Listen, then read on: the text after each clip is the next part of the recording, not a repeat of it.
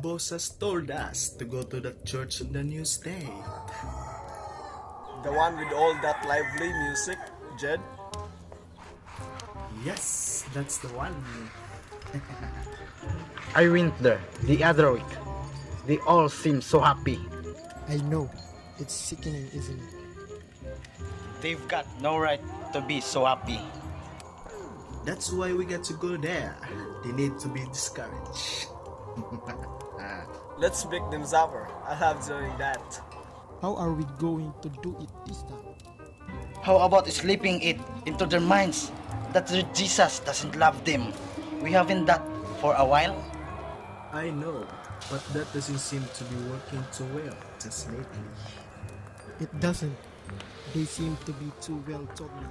It used to be easy at one time, when only the ministers were taught. We got to be more subtle now. That's too direct. They know where it is coming from. I think we've got to use people in the church. What do you mean, Aladdin? Well, we got someone in the church to say something not too bad, just enough to make them think and hurt them slightly. I like it. Just enough to put a nagging doubt in their minds. That's good. And then get them to mention it from someone else. That's it. Start to cause a bit of division. Will we find someone to do that in the church? Of course we will. It doesn't have to be something big. You'll find someone who is a little bit pushy. Yes, those who think they own the place or have something to moan about. Yes, all we have to do is to get them to say something a little bit sharply. We don't have to do that. Just get them to give orders out. Like you people move those chairs and they sit down talking to someone else. Excellent.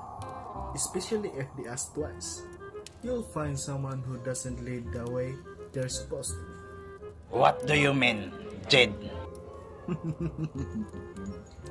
Well, according to their Christian teaching, they're supposed to be led by example.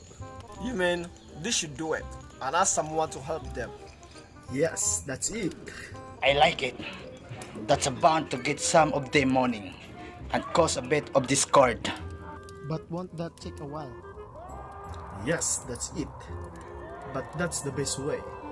They don't realize it as at work.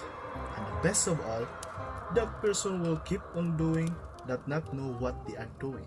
Some people only change so much and they think they are always right. I know, it's wonderful. But won't they still get into heaven? Probably. Look at all the chaos they cause.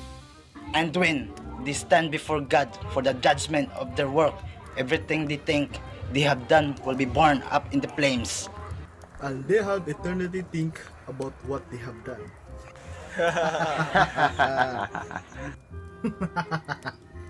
I'll get another one as well. What's that, Jed? You know those who go to the prayer meetings regularly and support the church every week in prayer. Yes, I hate them. Let's get the leader to pass them over. In what way?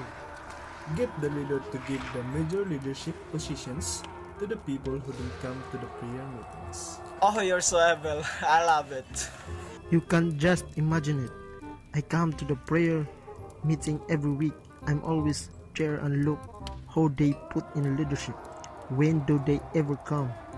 When do they ever support them? It's favoritism again. Won't you get those who should be in leadership but aren't bothered about that? Oh yes! Some will feel mature and it won't bother them. And some will feel initially hurt but will get over it. What's the point, Din? You'll always get some who will be hurt. Those who are after a position in major leadership, they'll be cut. Oh yes, I love it. And the best of all, those who are chosen to be in leadership and aren't up to it, that can help them to lead the church forward as well. I know. As well as that, they have a higher level of judgment because they are supposed to be leading people.